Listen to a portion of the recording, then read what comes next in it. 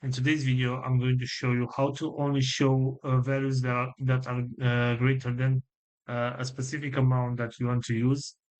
So we're going to do that on a pivot table in Excel. So for today's example, I'm going to show you how to only show the greater amount of 10.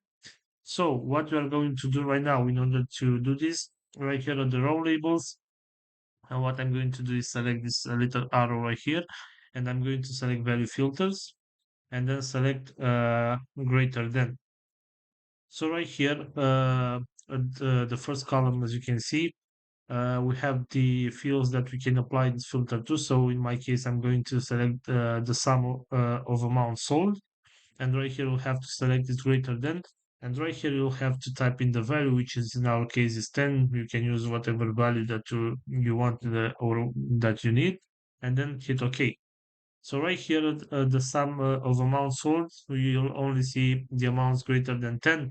So for another example, if you want to use, let's say, let's change this value right here and put in 500, and then hit OK.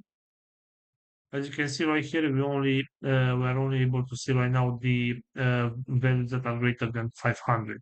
So this is all for today, guys. Hope you enjoyed this video. Don't forget to like and subscribe. Bye bye.